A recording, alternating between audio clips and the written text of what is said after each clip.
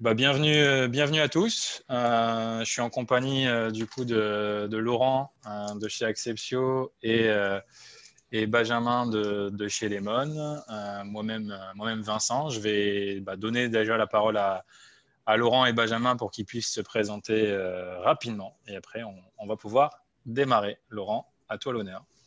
Alors bonjour, moi c'est Laurent, effectivement, je suis de l'équipe Acceptio, je suis un des 5 cofondateurs et je suis également en charge du marketing pour cette solution. On est basé à Montpellier, puis on vous remercie pour l'invitation, pour parler encore un peu plus de cookies, parce que c'est ce qu'on sait faire, on va vous expliquer pourquoi. Super. Merci Laurent. Benjamin, à toi.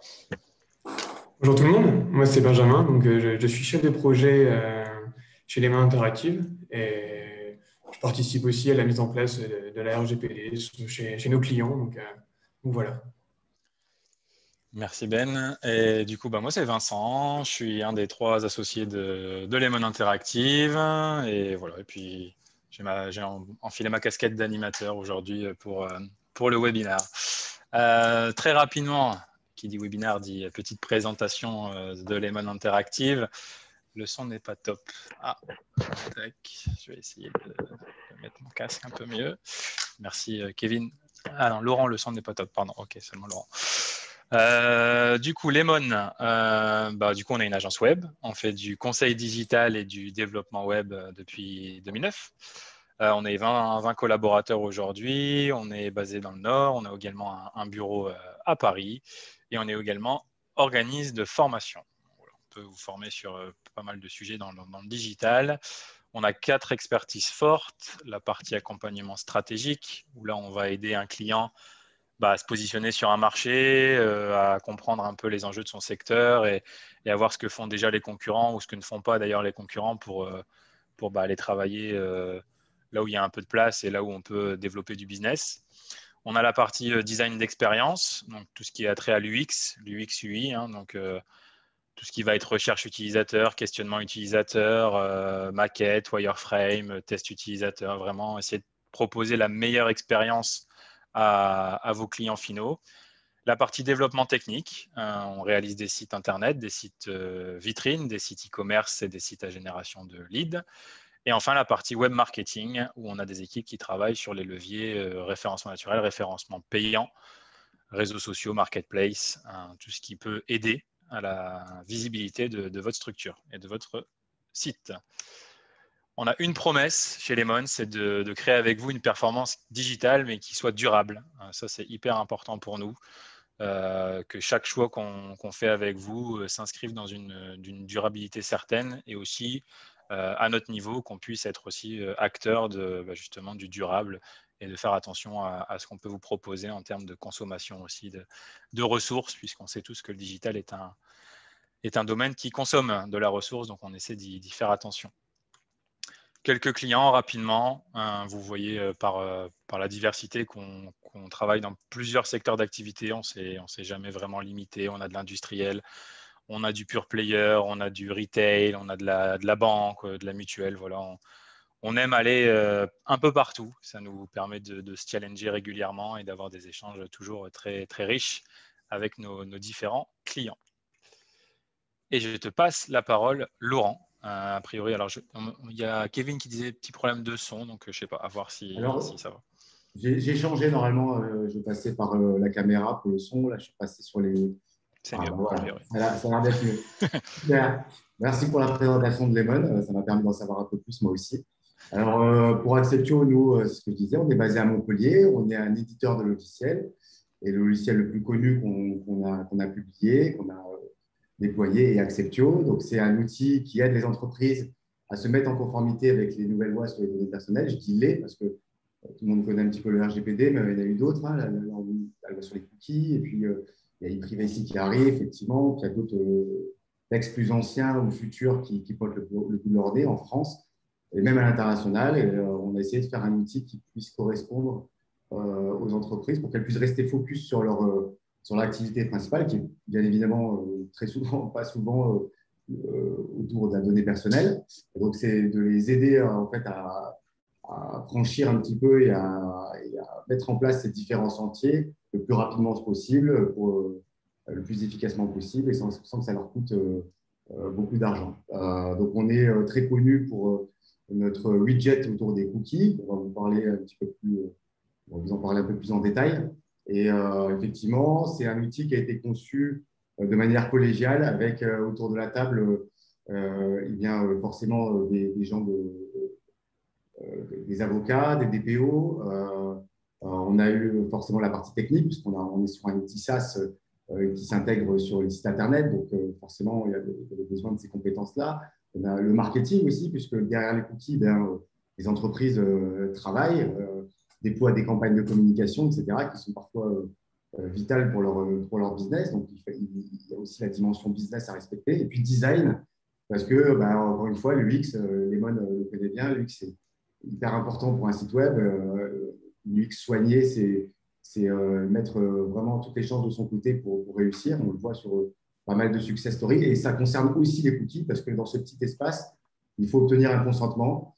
Et il y a beaucoup de solutions voilà, qui ne sont pas très jolies, qui ne s'intègrent pas très harmonieusement au site, qui n'attirent pas forcément bien l'attention, qui ne sont pas très customisables et ça ne donne pas envie. Et derrière, il y a des impacts non négligeables. Voilà, donc pour la petite introduction. Super. Merci, merci Laurent. Du coup, on va commencer. Rentrons dans le vif du sujet. Et qui suis-je? La CNIL, puisque la RGPD, c'est européen, mais en France, en tout cas ici pour ce qui nous concerne, la CNIL est référente sur le domaine. Et du coup, je vais passer la parole à Benjamin, je pense. T'es muté, Benjamin. C'est mieux. Du coup, la CNIL, au niveau, donc, déjà pour les abréviations, donc ça veut dire la Commission nationale de l'informatique et des libertés. C'est un organisme en fait, qui est chargé pour veiller à la protection des données personnelles de tout utilisateur. En fait, et elle s'adresse vraiment aux sociétés, que ce soit publiques ou privées, à partir du moment en fait, où il y a un traitement des données personnelles qui soit fait dans des fichiers, dans des traitements informatiques. Donc en fait, déjà, qu'est-ce qu'une donnée personnelle? Donc, une donnée personnelle, c'est une information qui permet d'identifier une personne physique. Alors, j'ai repris la définition telle quelle, parce qu'au final, rien de mieux qu'une définition pour expliquer ce que c'est qu'un mot. Donc, pour vous donner des exemples, ça peut être un mail, un numéro de sécurité sociale, un téléphone, etc. Enfin, tout ce type d'information qui peut identifier une personne physique.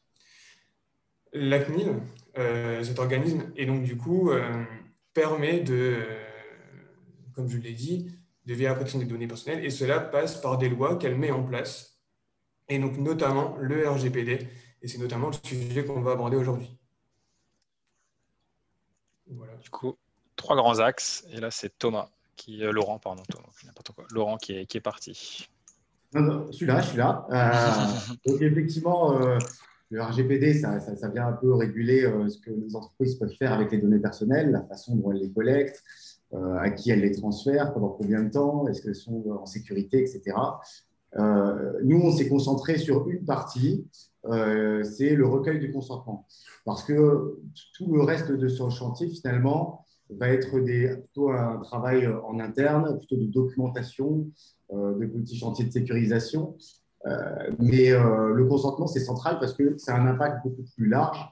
Ça va toucher vraiment le business, puisque le consentement, aujourd'hui, c'est ce qui nous sert à envoyer des mails, à afficher des notifications, à afficher sa bulle de chat, à mesurer son audience, à publier des formulaires de génération de leads, à faire des campagnes Google Ads, des campagnes Facebook, etc. Donc, ça a un impact qui touche beaucoup de gens et qui touche clairement au chiffre d'affaires de la société. Donc, dans le consentement, effectivement, il y a les cookies, ce qu'on voit à gauche. Les cookies, c'est un petit peu la deuxième partie, puisque dans le RGPD, les cookies avaient été un peu séparés et la directive sur les cookies est arrivée un an plus tard. Et là, on voit les sites changer. On voit bien ce qu'il faut faire et ça rejoint la notion de consentement puisque les mêmes règles ont été appliquées.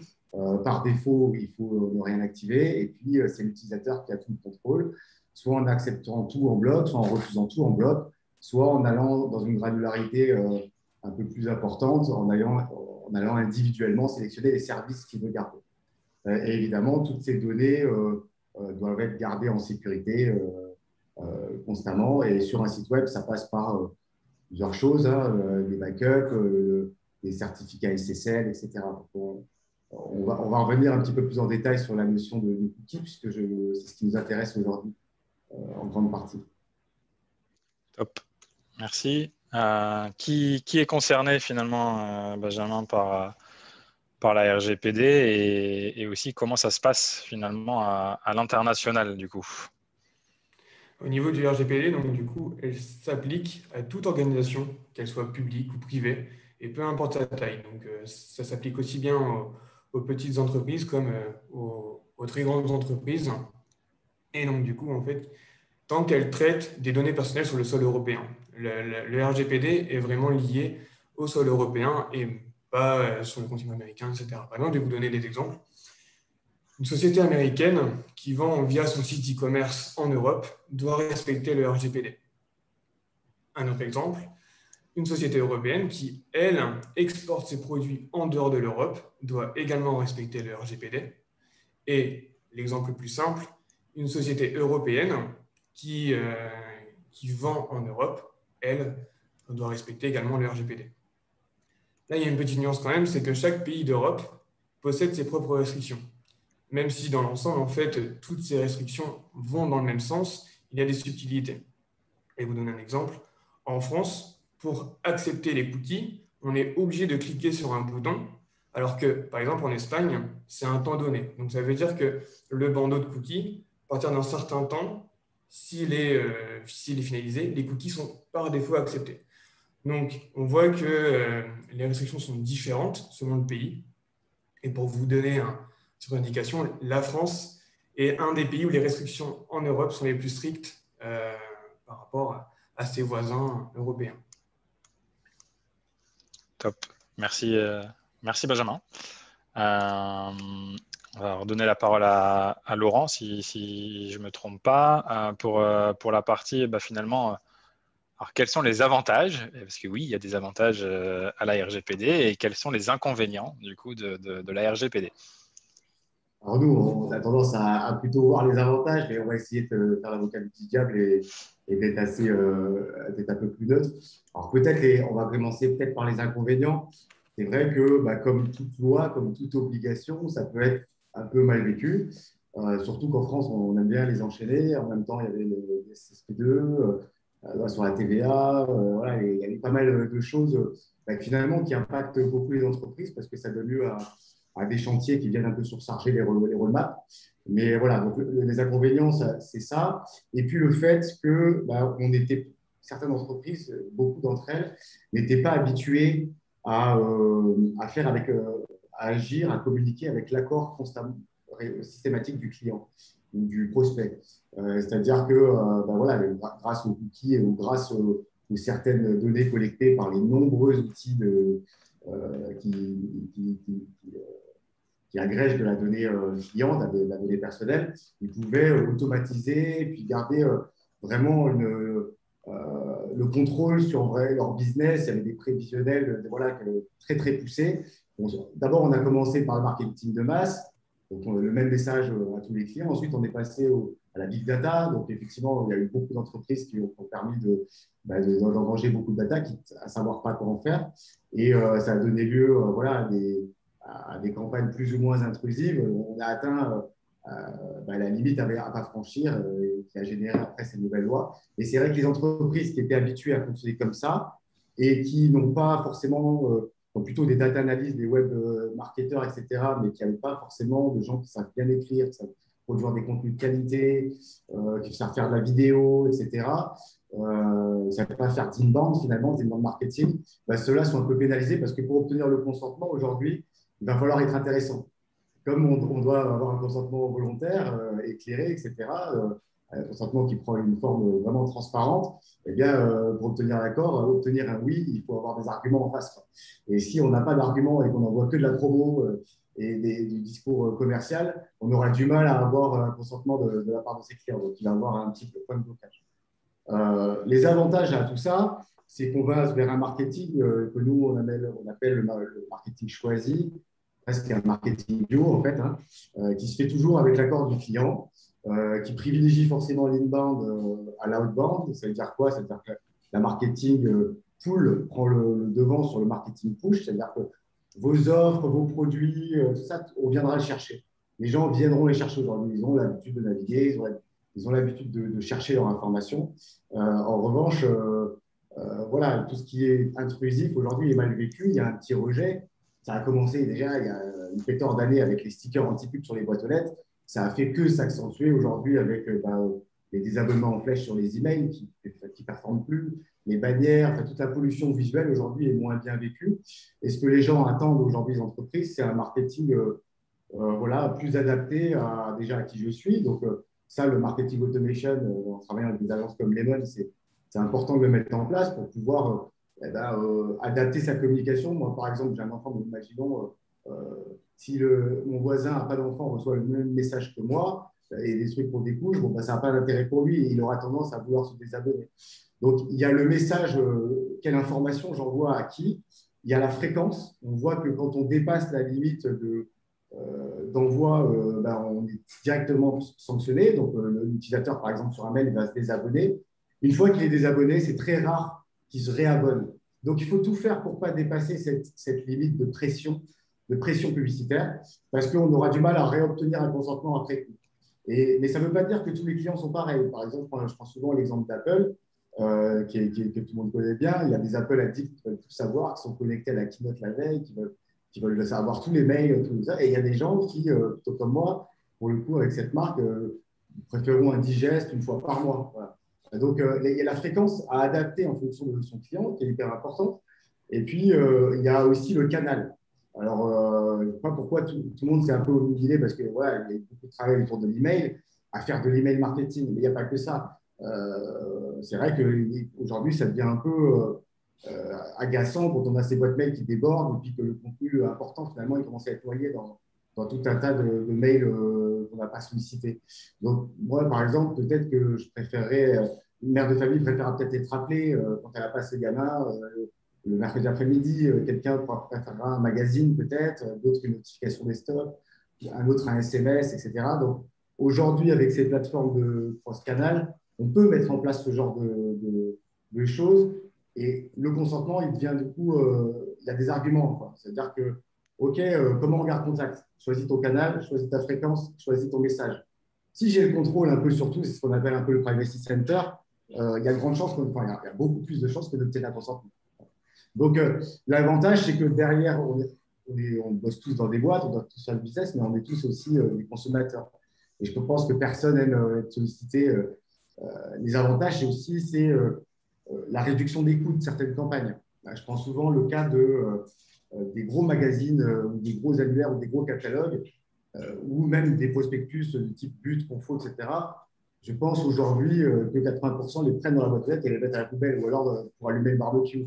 Quand on voit le coût que ça engendre ce genre de mailing postaux en termes de création graphique, en termes d'exé, d'impression, d'affranchissement, de routage, de mise sous pli, on arrive vite sur des plis à 10, 15, 20, 30, voire plus pour des gros catalogues.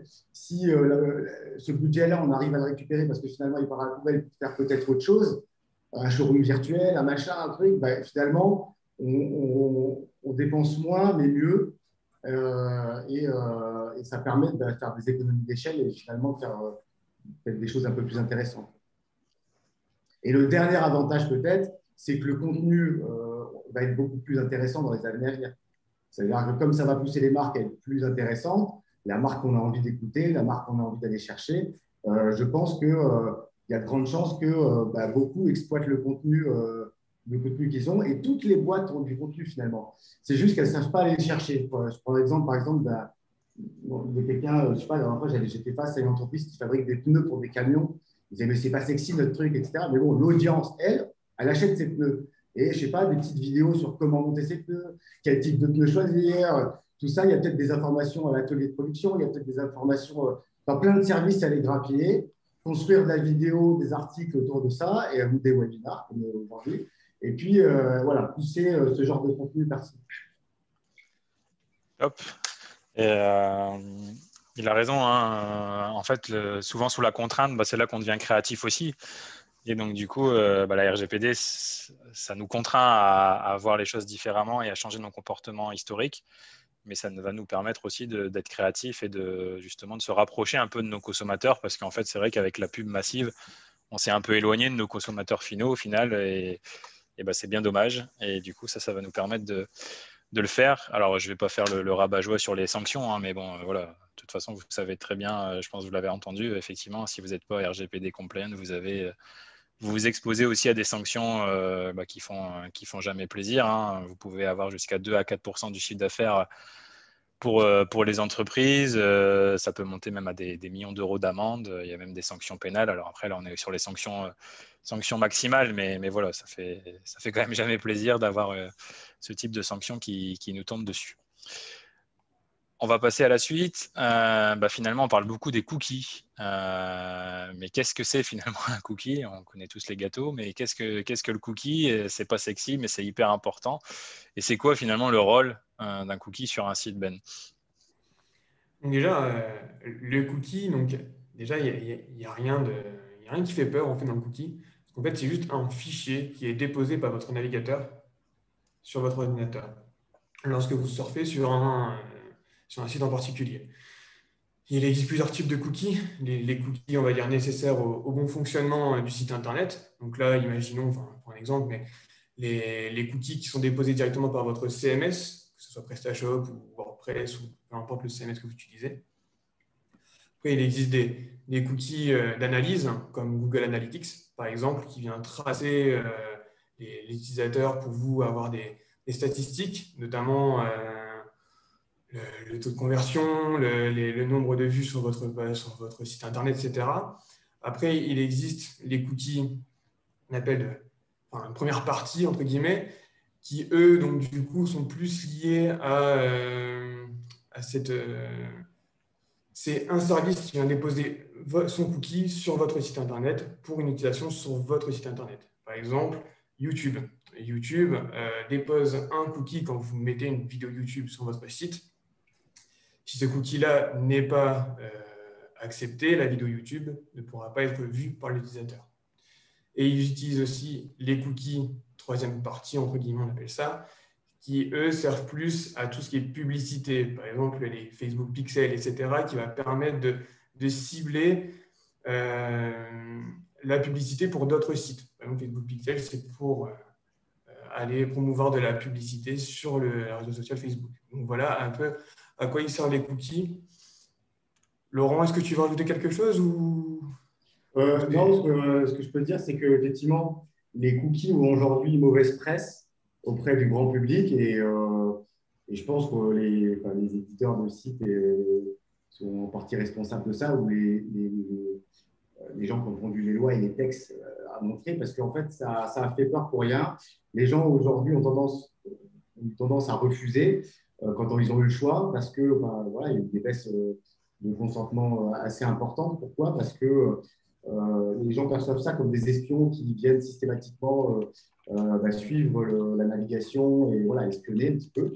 Et, alors que ce n'est pas du tout le cas. Et là, on a un devoir, parce qu'on est obligé de prévenir le consentement. Enfin, c'est important pour l'entreprise. On est obligé de corriger un peu cet avis un peu erroné qu'ont les gens.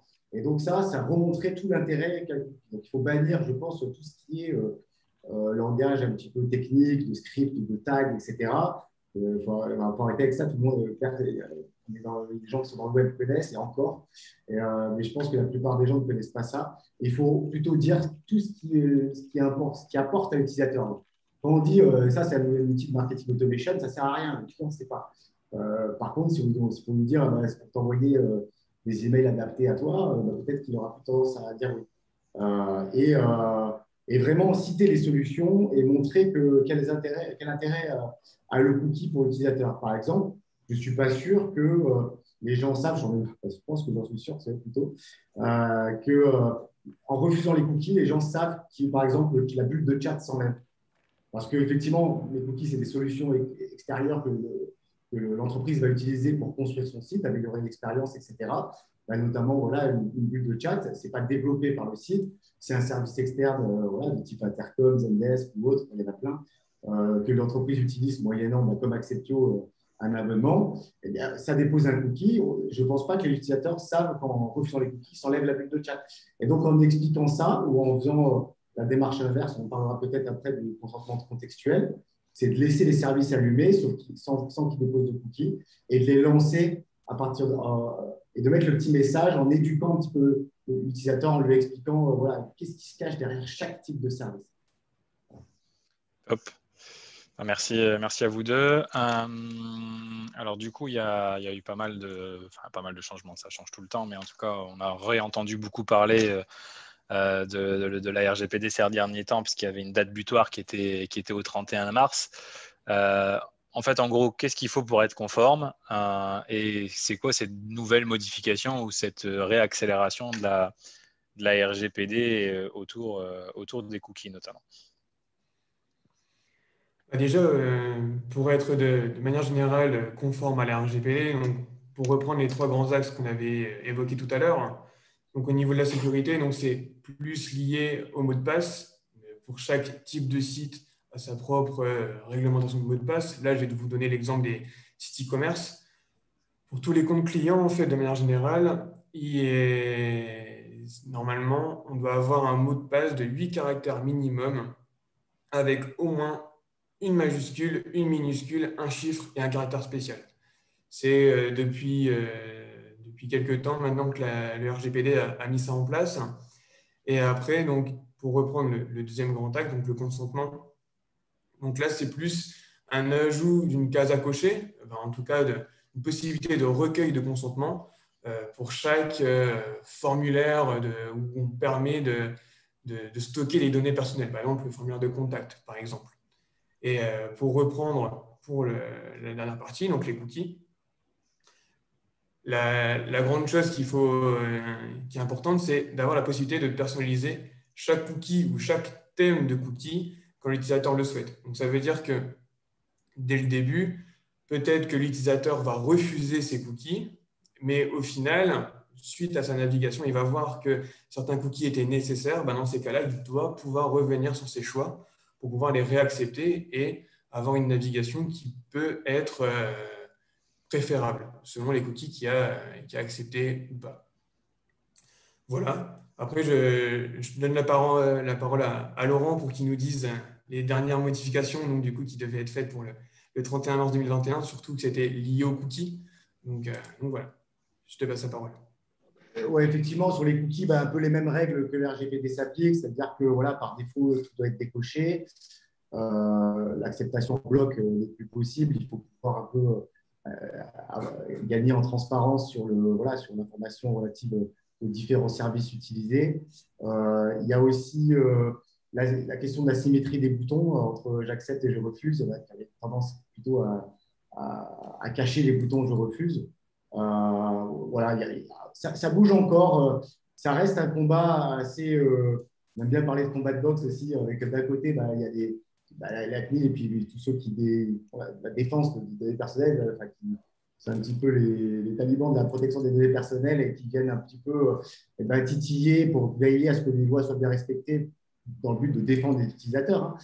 Et c'est très bien. Et puis de l'autre côté, il y a ceux que ça n'arrange pas trop, et parfois à juste titre, parce que ils sont très, très impactés par ça. Bon, on parle notamment des médias et des gros sites e-commerce qui perdent beaucoup dans l'histoire, mais heureusement pas mal de façons de s'en sortir, mais qui ne voient pas tout ça, qui essaient de gratter un petit peu des choses. Donc ça change assez régulièrement. Il y a notamment la question de Google Analytics. Google Analytics, c'est peut-être le cookie le plus utilisé aujourd'hui, puisqu'il permet de mesurer son audience. Bon, bien, effectivement, la CNIL a récemment invalidé cette solution parce qu'on demandait qu'elle soit exemptée de consentement, étant donné son importance et puis son faible finalement impact supposé sur les utilisateurs. Ça n'a pas été accepté. Et donc, il y a des choses qui se mettent en place, soit des alternatives à Google Analytics, soit Google qui déploie encore une fois une nouvelle carte qui n'a pas encore été clairement, officiellement validée par la CNIL, mais voilà, il y a des choses comme ça qui se passent, et également chez nos voisins européens. Hein, il y a une latitude qui est laissée par le régulateur local. On a fait une petite infographie sur notre blog qui permet d'y voir plus clair, qu'on essaiera de mettre à jour dans le temps. qui permet de voir un petit peu ce qu'on peut faire, par exemple, en Italie, en Espagne, en Allemagne. Voilà, parce que quand on a un site multilingue, on peut peut-être un peu jouer avec ça pour essayer de tirer le meilleur euh, de ce recueil de consentement. Hop. Et on arrive quand même à une question importante. Laurent, Acceptio, pourquoi cette solution? Est-ce que je peux installer ça tout seul? Et en fait, sur quelle techno je peux installer Acceptio? Alors, Acceptio, c'est une solution sur étagère qu'on appelle dans le milieu un SaaS. Donc, c'est le client qui vient se fournir lui-même chez nous sur l'adresse acceptio.eu. Et en fait, après avoir créé un compte, alors l'avantage de cette solution, c'est que ça permet elle s'intègre déjà sur tous les sites Internet, peu importe la technologie utilisée. Donc, si c'est un site vraiment fait maison ou si c'est un site qui a été construit à l'aide d'un CMS, WordPress, PrestaShop, Magento, etc. Peu importe la technologie utilisée, le CMS utilisé, la solution va s'adapter. C'est installé en quelques minutes seulement. Alors, ça peut être un peu plus long si vraiment il y a beaucoup de cookies et beaucoup de déclencheurs personnalisés, etc. Mais dans la plupart des cas, c'est une solution qui s'intègre en 10 minutes. C'est-à-dire qu'on arrive sur le site, on paramètre ces différentes étapes de recueil de consentement, l'écran de bienvenue, les étapes qui présentent les différentes familles de cookies. On paramètre ses couleurs, ses typos, et puis on a juste à copier-coller un bout de code qui a été fourni par Acceptio, comme les autres cookies. On va mettre ça dans le footer de son site, et puis ça fait popper ce widget de recueil de consentement, et ça y est, le travail est quasiment fini, si je veux un petit peu simplifier. Donc, effectivement, installer Acceptio tout seul, oui, c'est pour 9 clients sur 10, on va dire, ça peut le faire tout seul. Les autres, soit ils n'ont pas envie, ils nous sous-traitent l'intégration à nous ou à nos revendeurs certifiés, soit voilà, il essaie de monter en compétence pour essayer d'y arriver. Mais globalement, n'importe quelle personne peut intégrer Acceptio pour la bonne raison. En fait, on a vraiment mis l'accent sur une intégration très simple avec Google Tag Manager. Google Tag Manager, c'était un peu la maison des cookies. C'est là où on vient héberger tous les scripts des solutions qu'on a. Si on a fait une méthode classique, c'est-à-dire qu'on a demandé à son développeur de copier-coller les scripts, effectivement, il va falloir repasser par lui pour faire cette synchronisation avec la solution de recueil de consentement. Mais si on a déjà un Google Tag Manager installé ou si on en profite pour l'installer à ce moment-là, c'est accessible à n'importe quel chef de projet. Voilà, c'est juste, faut suivre les tutoriels qu'on fournit et puis ça se fait tout seul. Et puis c'est une belle satisfaction d'ailleurs pour nos clients de pouvoir faire ça sans déranger l'équipe technique. Super. Merci, merci Laurent. Alors, il y a des questions là qui arrivent. N'hésitez pas encore à en poser. Je vais les poser à Laurent et Benjamin juste après, juste pour vous donner un aperçu du rendu en fait sur des sites. D'ailleurs, vous avez peut-être déjà croisé la solution Acceptio sans vous en rendre compte. On va vous partager 2-3 sites. Du coup, ici, le site de l'agence Lemon Interactive. Et en fait, vous voyez ici le bandeau, la popine plutôt qui s'affiche d'Acceptio. Vous voyez qu'on peut personnaliser. On parlait beaucoup de la partie UX. On peut pas mal personnaliser donc, pour être dans le ton du site, pour modifier un peu le message si on le veut, et en tout cas pour rendre ça le plus intégré possible à notre site, avec effectivement le non merci, le je choisis et le OK pour moi. Et si vous cliquez par exemple ici sur je choisis, vous avez les différents outils cookies qui sont utilisés par le site Lemon Interactive et que vous pouvez soit accepter, soit ne pas accepter. Donc ça, c'est chez nous, chez Lemon. Vous avez la même chose ici sur le site Acceptio, quand même. Et vous voyez que voilà, là, c'est un module aussi qui est international, parce que là, on est sur la version anglaise du site Acceptio, et du coup, on est en anglais, avec la même chose ici, une possibilité de personnaliser les couleurs. Donc voilà, et ici, sur un autre site, Acceptio, vous voyez, on n'a pas la même police, on n'a pas le même visuel. Je choisis OK pour moi. Donc du coup, voilà, il y a vraiment différentes possibilités de personnalisation. L'idée étant de vraiment intégrer le plus possible le bandeau et et surtout pas lui donner un côté bandeau publicitaire, hein, parce que du coup, ça serait pire que tout. Vraiment l'intégrer le plus possible dans le site. Je sais pas, Laurence, tu veux rajouter quelque chose sur le widget? Non, effectivement, on est les seuls, enfin, on a été les premiers à faire ça, c'est-à-dire un format dans le pays de consentement qui est au format un peu chatbot, quoi, hein, c'est-à-dire un peu de chat qui s'ouvre et qui vient discuter, puisque finalement, c'est ça, on vient poser une question. Donc, en fait, le format chat est bien adapté, plutôt qu'un format bandeau qui, à mon avis, est pas assez visible, souvent mal intégré, souvent moche, et souvent peu personnalisable. Et après, il y a les pop-up, les cookie walls. Donc ça, clairement, on n'est pas très fan chez Acceptio parce que empêcher la navigation sur le site, voilà, c'est très frustrant. Moi, je le vois à travers les témoignages des utilisateurs.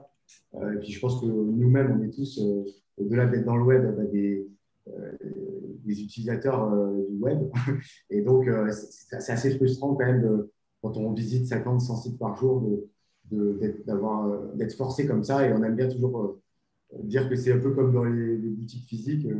La boutique où il y a le vendeur qui vous saute dessus, et encore pire, qui ne laisse pas rentrer si vous n'avez pas rempli un formulaire. Je pense qu'on ne serait pas beaucoup à rentrer dans la boutique. Donc, si on veut déjà avoir l'utilisateur qui navigue sur sa boutique, je pense que c'est une pratique à ne pas adopter, quoi. Ça marche. Je peux que plus soyer ce que tu viens de dire. Du coup, on arrive à la partie questions-réponses de notre webinaire. Déjà, merci à tous d'avoir pris le temps de l'écouter. Puis merci à vous pour vos questions. On va essayer de répondre à la majeure partie des questions. Première question qui est d'Alexandre. GA, donc Google Analytics étant un cookie normalement facultatif. Donc, si la majeure partie des visiteurs ne l'autorisent pas, on va se retrouver avec des infos biaisées. Peut-on le rendre pseudo-obligatoire avec comme raison nécessaire à l'amélioration du site et de l'expérience utilisateur? Alors, non, on ne peut pas, mais par contre, il y a d'autres solutions qui existent. Alors, la première, c'est de passer par une alternative à Google Analytics qui est plus RGPD compatible, c'est-à-dire qu'elle ne stocke pas de données personnelles, en tout cas, elle ne pose pas de cookies. Et donc là, on peut être exempté de consentement et continuer à suivre son audience de manière exhaustive. La deuxième des choses, c'est Google a déployé, encore une fois, Google a déployé de nouveaux outils. Il y en a certains qui ne sont pas encore validés par la CNIL, parce que ça reste Google, et donc je pense qu'ils sont en train d'éplucher ces nouvelles méthodes. Mais Google Analytics V4, a priori, embarque de nouvelles fonctionnalités, c'est pas a priori, c'est même sûr, qui permettent d'être exemptés de consentement, parce que ne déposant pas de cookies. Et après, il y a une nouvelle branche aussi qui est sortie, qui est le Google Consent Mode, qui permet justement, il y avait aussi des problématiques de remontée de conversion, forcément, n'ayant pas le consentement pour le trafic, et à la fois pour Google Ads aussi parfois. Eh bien, les web marketeurs aujourd'hui ont des dashboards un peu faussés et qui ne leur permettent pas de suivre l'efficacité de leur campagne. Donc, normalement, le Google Consent Mode aujourd'hui, tel qu'il est aujourd'hui, pas validé officiellement, permet, sans déposer de cookies, encore une fois, de continuer à travailler un peu comme avant et de remonter ces conversions sans forcément, en anonymisant au mieux, en tout cas a priori, les données personnelles recueillies. Ouais, pour compléter ce que dit Laurent, en fait, hein, effectivement, il y a des solutions. Alors, effectivement, il y a Google Analytics qui va forcément s'adapter. Hein, ils ne vont pas rester sur la touche, c'est sûr. Et effectivement, il y a aussi des solutions qui étaient peut-être moins connues qu'Analytics, qui sont… il y en a deux, en fait, en France qui ont été, pour l'instant, en tout cas, whitelistées par la CNIL, qui sont AT Internet et Matomo Analytics. Donc, je vous invite à vous renseigner sur ces deux solutions qui peuvent être une alternative. Et en plus, vous pouvez avoir un couplage des deux. Alors, on ne peut pas comparer les données de Matomo et d'Analytics, ce n'est pas l'objectif. Mais Matomo étant par exemple exempté de consentement, Analytics pas toujours, en tout cas pas à 100%. Voilà, vous pouvez faire tourner les deux et comme ça, vous allez avoir un Matomo avec 100% des stats et un Analytics qui est un peu faussé peut-être. GA4 a intégré notamment pas mal de machine learning où il y a aussi Google qui essaye de d'imaginer ce qui aurait pu se passer autour du trafic. Voilà. Alors après, ça reste du machine learning. Mais en tout cas, voilà, il y a des solutions qui sont mises en place par Google pour aussi apporter un service qui est de qualité aux marketeurs et surtout à ses clients finaux. Aussi, pour compléter ces propos, il y a aussi au sein de Matomo, Internet, etc., souvent ces solutions permettent d'importer les datas de Google Analytics. Donc, on ne repart pas de zéro. Il y a des imports, des synchros super intéressantes qui se font. Nous, on a fait une synchro aussi super poussée avec AT Internet notamment.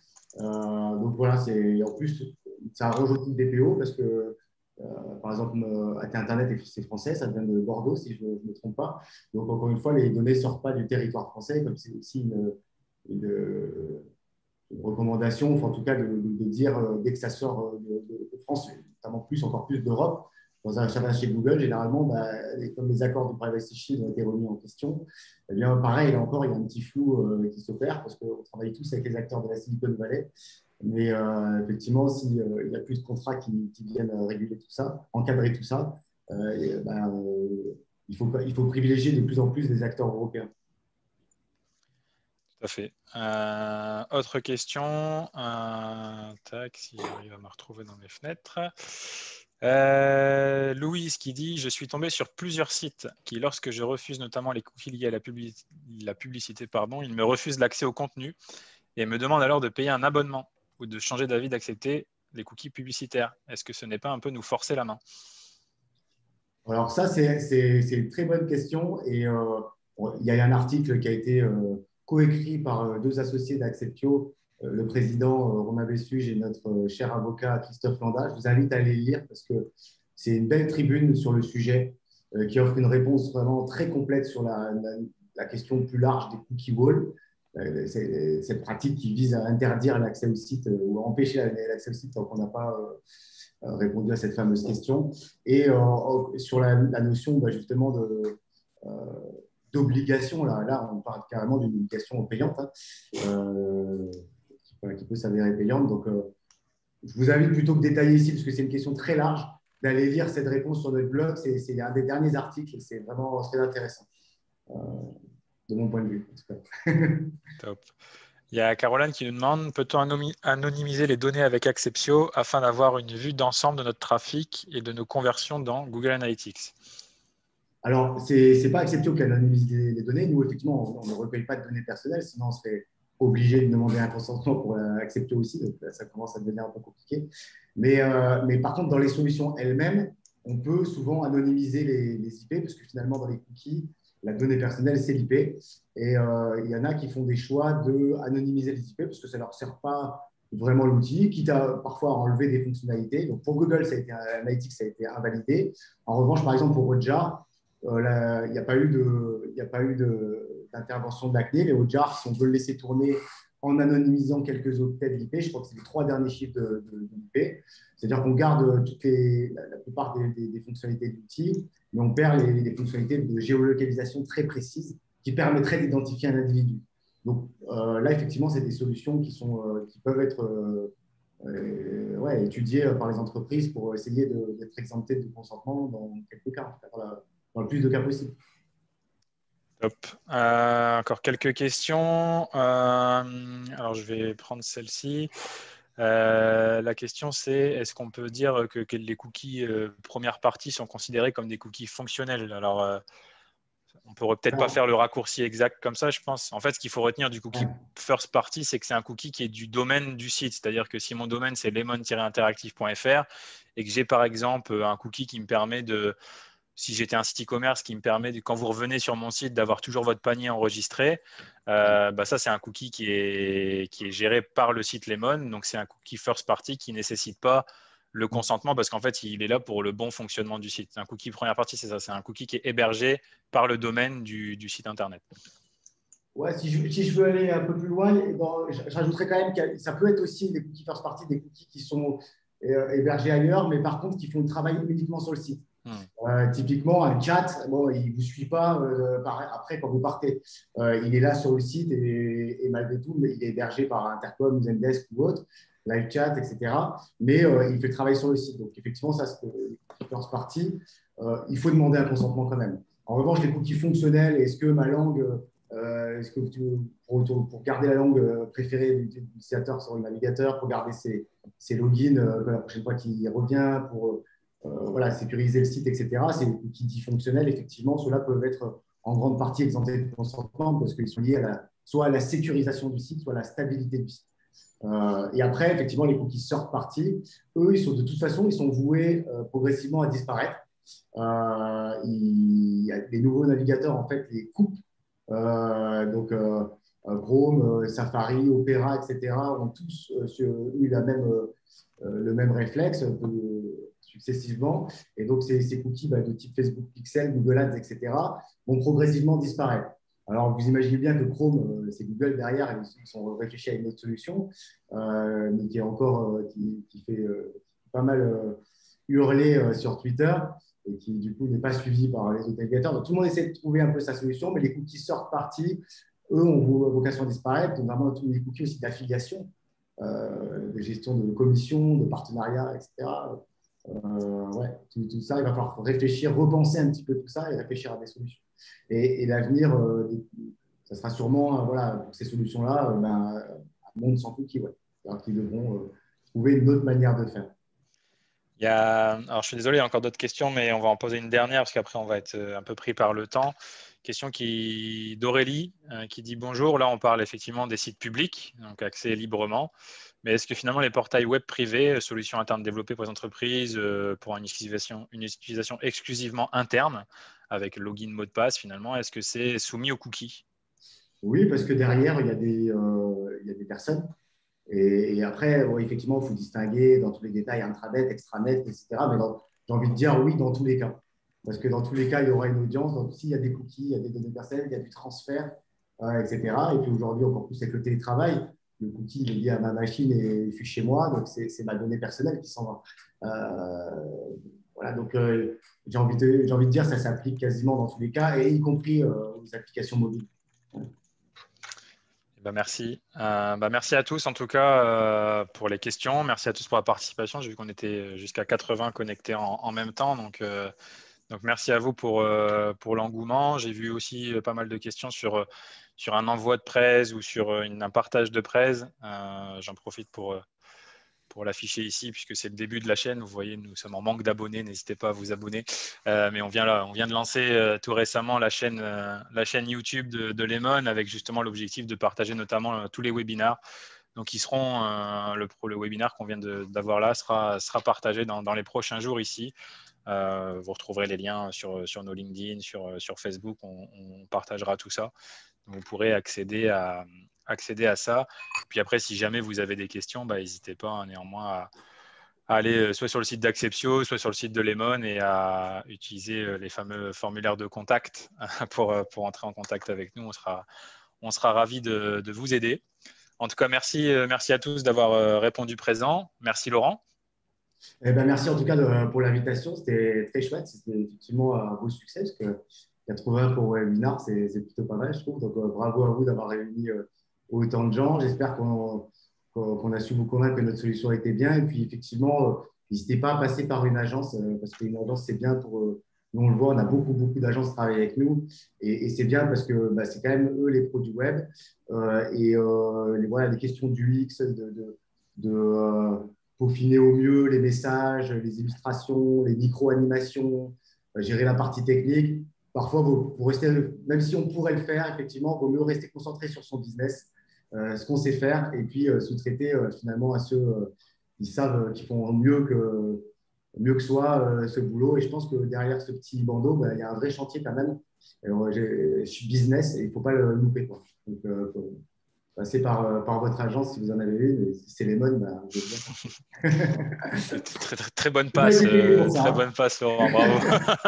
Ceci était un message non publicitaire. Il n'y a pas de com derrière. C'était purement sympathique. Mais merci en tout cas. Merci Laurent. Merci Benjamin pour l'organisation de tout ça, pour le support et puis pour ton intervention.